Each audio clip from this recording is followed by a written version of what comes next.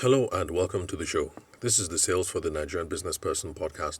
It's available on Spotify, Google Podcasts, Apple, iTunes, or any podcast player of your choice. So remember, you can subscribe for free. You don't have to pay a thing.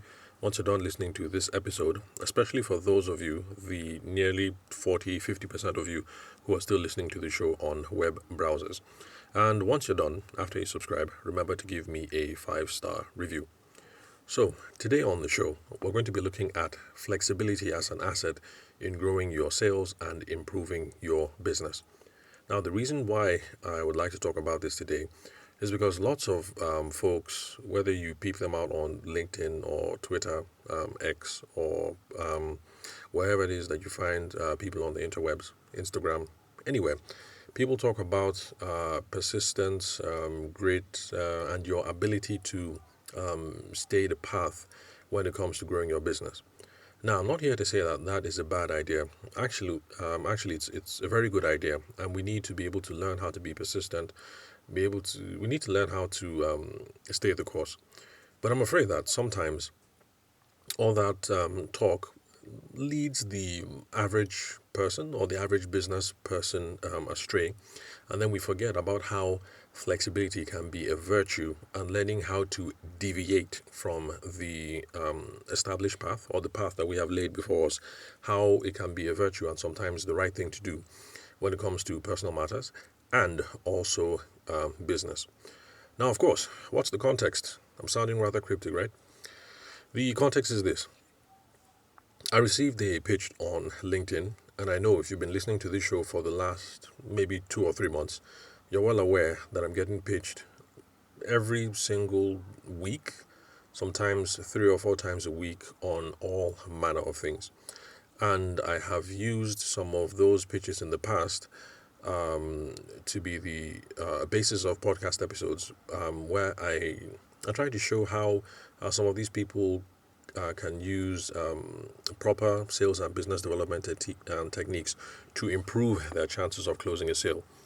And when I make these episodes, it is my hope that you guys are going to be able to glean the principles that we discuss, even though it relates to LinkedIn, to also see how it applies whether you're trying to make a sale on through your website or through what's the other one?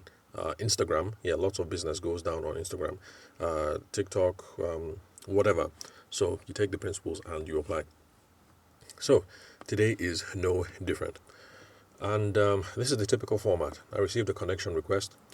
I accept connection requests from everyone at this point, although I'm wondering if that's a wise decision to do. But anyway, that's where I am right now. Anyone who sends me a connection request, I accept.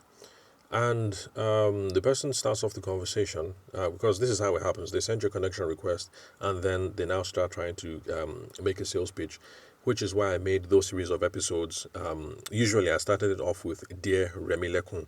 So you should see that in the headers, Dear Remi Lekun. That's when Remi Lekun, my mentee, and I were having these long drawn out conversations about what's the best way to sell on LinkedIn, what's the best way to sell on social media, period. Should you get involved in making friends forever and ever without asking for the sale? When is the proper time to ask for a sale? When is the proper time to get down to business? So if you want to get caught up to speed on the conversations that I had with Remi Lekun, my mentee, on the matter, all you have to do when you're done listening to this episode, if you're a first-time listener, is to just scroll up. We have over 700 titles so far. So scroll up, or should I say scroll down, because my wife and I keep having that argument. I can't even remember which way I stand on the matter, whether it's scrolling up or scrolling down. So anyway, flick it so that you can go down the list, whether it's called scrolling up or whether it's called scrolling down. And eventually you're going to find the podcast titles that have Remi Lekun in there. Remi Lekun is Lekun. That's for you non-Nigerian listeners of the show, and you get a much more fuller exposition of what my ideas are on the matter. So this fellow sends me a connection request. I accept, and then he starts off the conversation by saying he can't find me on YouTube, and I politely called him out for lying. I didn't say he was lying, but I politely called him out. I told him that, look, if you search YouTube, there is only one Tavishima Ayede. It's not because I'm unique. It's just that Tiv, Tiv people were a tribe in the, well, most people would say North Central, but our people don't like to say North Central, prefer to say Middle Belt. So we're in the Middle Belt part of Nigeria. We are, well, at least with the 1979 census, if I remember correctly, we were the fourth largest tribe in Nigeria. Now, even though we're the fourth largest tribe in Nigeria, we're not a relatively educated tribe.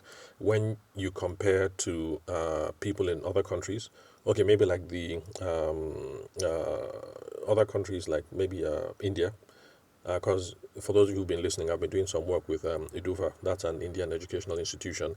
And then even if you come back down to Nigeria, we're not as educated as, say, let's say the Yoruba people are or the Benin people are, because the Benin people and the Yoruba people have been exposed to much more modern forms of education with the advent of the Portuguese into West Africa, and then later on the English, the Irish, and blah, blah, blah.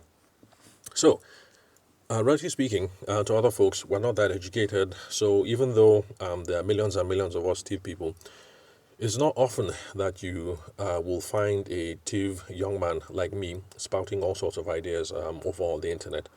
So there are not many Tavishimas on the internet. In fact, there was one time I went on Facebook to search for Tavishimas, and that's back when I was in university. And at the time, I think I found maybe eight or maybe 9 of us. So global, that's what I could find. So there are not those many Tavishimas around. And then again, my family's surname is unique amongst TIV names. So there's only one Ayede family.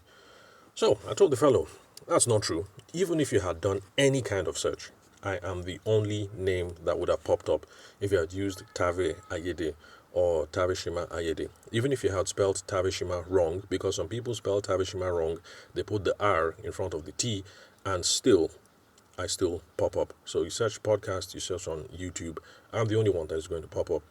So he says, oh, he apologizes. And then he responds 3 minutes later to say, oh, he found the YouTube channel and that the videos are awesome.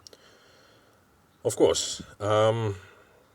Anyway, I didn't call him out again and tell him a liar, because let's face it, on the YouTube, I know I've given up on YouTube. I've mentioned that on the podcast that I'm not going to be using YouTube as part of my business strategy anymore. But the thing is, I have, I think I have close to 100 videos up there. And if you're familiar, for those of you who are new to the podcast, or rather for those of you who are familiar with how I roll, I don't do anything short. So yes, I had a couple of 1-minute videos and things like that, but most of the videos there that you find there are 10 minutes, 15 minutes, 30 minutes. I think there's even one 45-minute video. So you can't say that you have done any kind of research on me whatsoever when 3 minutes ago you claimed you couldn't find my videos, and then now you say, oh, you found the videos are awesome. So I know he's telling lies. He hasn't seen any of the videos. And by the way, I hope you guys are catching the I hope you guys are getting the gist of what it is I'm trying to point to. When you're trying to sell to someone on LinkedIn or social media, the level of research that you have to do is not that difficult. All he had to do was take my name, throw it across a bunch of platforms, TikTok, whatever. He would have seen what is out there. You don't even have to watch any video. Just scroll through, see what some of the titles are, things like that. But bottom line is, before you start trying to pitch someone and make a sale, 5 minutes of research is, I think, is going to be fine. And then don't tell lies, don't pretend to do what it is that you have not done, because you try and tell lies, it's very easy to sniff these things out. And then nowadays, people say that we have, human beings have very huge bullshit meter. Sorry, excuse my French. So stop trying to tell lies. Anyway, then I just came straight up. I told the dude, because I could see where all this is heading, since people try to sell me something every day. So I asked the guy straight out, look, are you trying to sell me video production services? And then he says, no, that he's not. Of course, I know that he's lying, because when I accept the connection requests, I actually do the research on everybody, because I'm trying to have conversations with people who reach out to me. So at the very least, I open up their LinkedIn, I scroll through, I have a look, let me try to figure out who this person is before I try and engage them in conversations. So I knew based on what I could see, that he was heading for the sale. I have no problem with being sold, but I just like it when we can cut the bullshit and then just go straight to the chase and then have a real frank conversation about what is it that you offer, what my needs are, if there's any meeting point, and then stuff like that. So he says no, that he's not trying to sell me on video production services or anything video related, but he has free advice. And I say, oh, okay, free advice. That's absolutely cool. I'm down for free advice. However, I do not want any free advice on anything that is video related.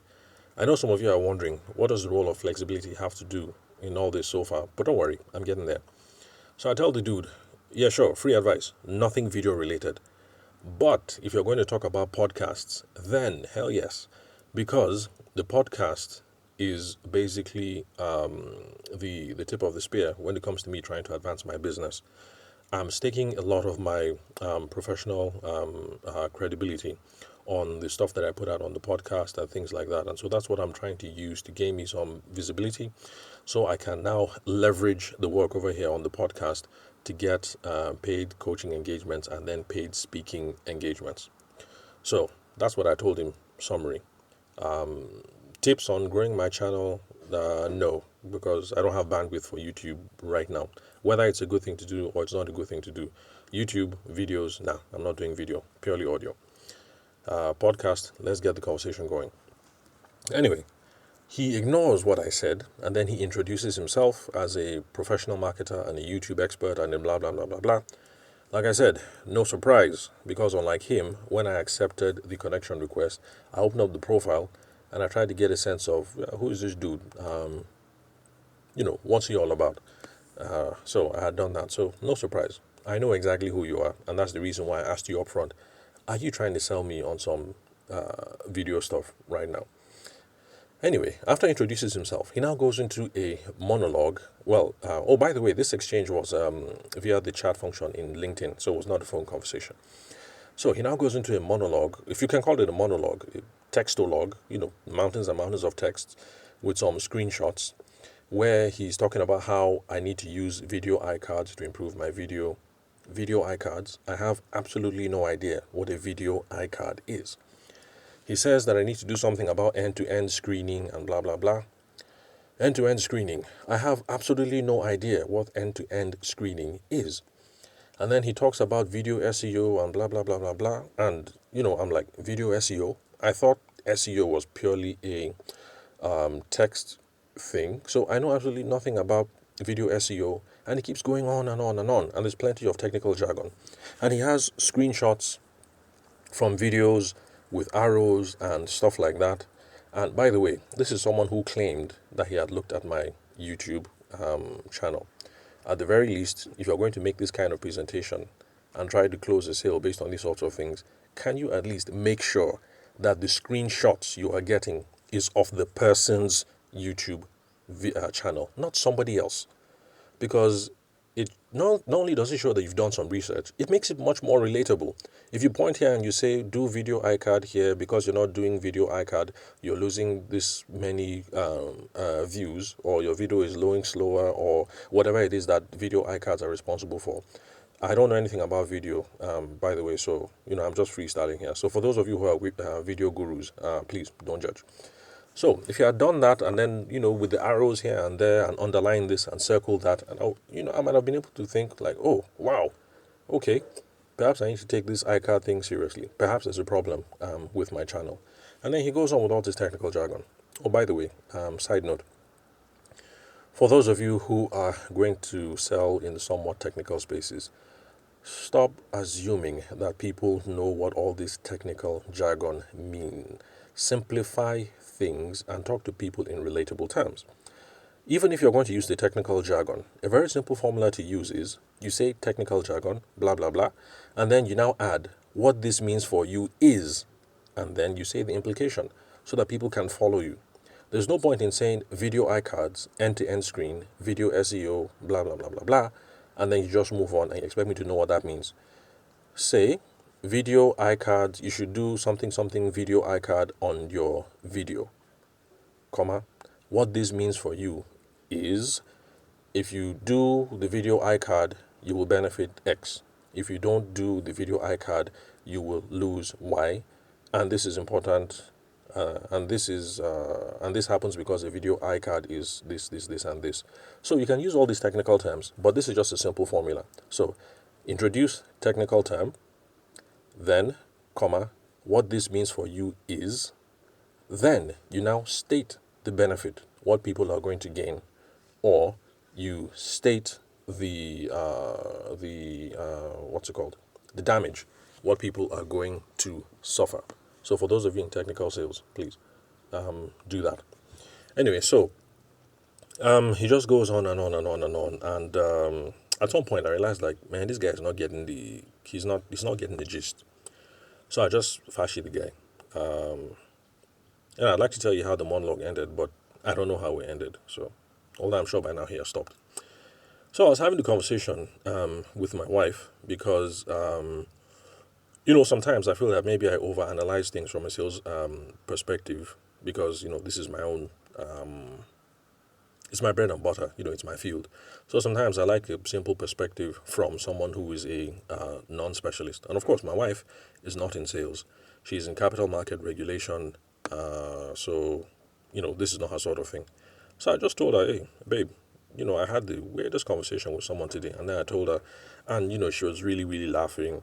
And she just said exactly what was on my mind. She said that the guy just wanted to get his message out, like any which way. He just wanted to pour hours on his chest.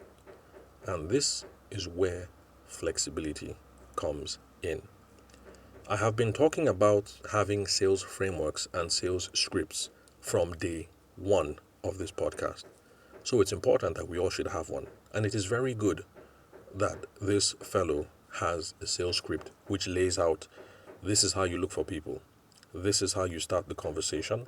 This is how you introduce your subject matter expertise. And this is how you explain what the benefits are. And this is how you ask for a close. So for that, I'll clap for this guy that at least he has a script. There are lots of you who are just hitting people up in their inboxes and you're freestyling. Freestyling, very bad. Having a script, having a framework, having some guiding principles, or whatever it is you want to call it, that's the best way to go about it. Now, when we have our script or our framework, we have to be very flexible. When people engage us in conversations, when we're rolling out our sales script, we need to take feedback from the conversation that we're having so far and then adapt to what it is that is going now. If somebody engages with you through your with your sales framework, and let's say you have 12 steps in this sales framework, and from what the person said in steps 1, 2, and 3, it looks as if the person has no problem with 4, 5, and 6. Then maybe you have to skip 4, 5, and 6, and then go all the way to 9, 10, and 11 in your presentation and close the deal. Because if from what the person has said in 1, 2, and 3, obviously they have no problems with 4, 5, and 6, but you keep going on, you're going to get this person bored. And you're going to take the person off. The person will be like, this dude is obviously not listening. There are some people who are polite and who will engage you and or whatnot. But please, not everybody is like me. There are some people that will switch off. I'm not proud to say I've actually seen my wife cut the phone on someone who is droning. I don't think that's really nice. It's not polite, we're human beings. But that's just the world we live in. There are lots of people who will cut the phone, block, delete, spam, unfollow, unsubscribe on whatever it is that is possible. And so that's the reason why we have to be flexible. All we have to do is take feedback and adapt accordingly. So in this case, for someone who sells video optimization, YouTube, blah, blah, blah, all the stuff that this guy is about. First off, I would recommend, it makes common sense, and lots of Nigerians do this. If you're involved in one business and people use a certain product or your product or your service, sometimes it makes sense to know some people who do stuff that are before your product or service and who do stuff that are after your product or service. So that if you're talking to someone and it's not a fit for what you do, you can refer to someone on the left or refer to someone on the right and then take a slice of the commission or take a slice of the goodwill, whichever it is that you prefer. So in this case, you're a video person, I think it might make sense for you to have some people on speed dial who are branding specialists, or maybe audio specialists, or maybe Facebook marketing specialists, or whatever. So that by the time you start all this iCard, end-to-end video SEO, blah, blah, blah, and the person is like, hey, dude, like, I'm not feeling you on all this stuff. All I need is for my website to blah, blah, blah, blah, blah. If you don't know how to do the website thing, this is the point where it's going to help for you to say, oh, okay, I can help you on that because I'm a video guy, but my boy Kunle or my girl Kemi, she's really good at this sort of thing. Are you okay with me handing her your number? Let her hit you up. Maybe she can help you out. That's the sort of flexibility that I'm talking about here. So it was really clear that if it is video, I don't want to hear it. If it is audio, I am game. Please keep talking. He should have been flexible to be able to say, like, oh, you know what? Truly, I say unto thee, the only thing I know is video. This audio podcasting you're talking about, I have no idea about it. And then he should have killed the conversation and then moved on to spend time with someone who is willing to buy video services. Or he should have said, oh, verily, I say unto thee, it is true, I do not know audio, I do not know podcasting, because all I know is video. However, I have this good friend of mine, his name is Ranjesh, or I have another friend, his name is Kayode, or I have this lady friend, her name is Remi Lekun, and her specialty is audio. Can I hook you up with her? Let's see if she can help you solve your problem. Now, this is the kind of flexibility that I'm talking about that can be an asset in growing our businesses and an asset in improving our sales. Having your script is wonderful. It's absolutely nice. But we have to be flexible. We're engaging with someone. We're not engaging with robots. We're engaging with human beings. There's going to be some feedback from the process. We have to be flexible, take the feedback, and then adapt accordingly.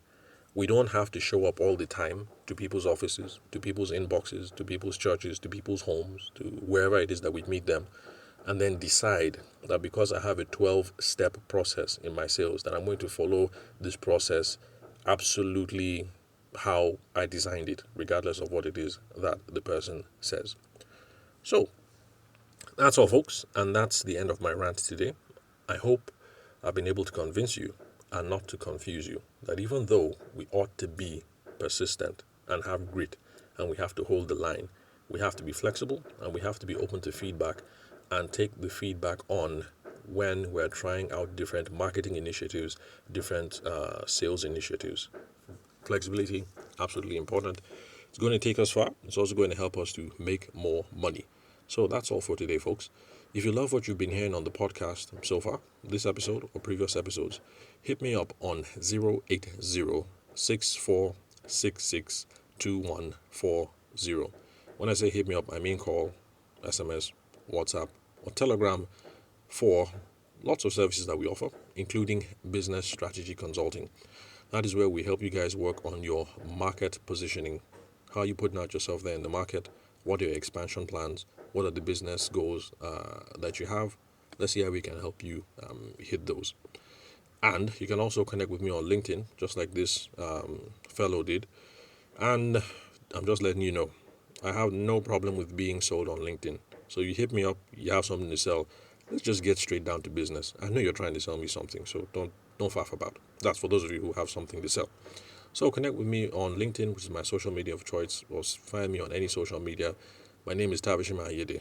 There is only one Tavishima Ayede in the world, at least until one of my cousins names their child Tavishima, and then there'll be two of us or more. Don't worry about the spelling of my name. You can confirm it and my email address on the website where you're currently listening to this episode, or the profile of the podcast app where you're currently listening to my voice. And for those of you who have dedicated savings goals, whether it's business or whether it's educational, or you're working towards your retirement or your parents' retirements, and you'd like to hear how I'm helping a client get 1.4 million naira returns on a savings account, then hit me up. Number is the same, 080-6466-2140. Country code is +234. For those of you Nigerians who have fled the coup and you've been out of the country for the last 10, maybe 15 years, and you've forgotten what the country code is. So, That's it pretty much. That's all I have lined up for today. I'll have to look for my question script to see what we have for tomorrow. But anyway, either way, I'll catch you guys tomorrow. Thanks for your time and attention. And don't worry, I'm going to make it worth your while, as I always do. So, subscribe to the show. Don't forget, 5 stars.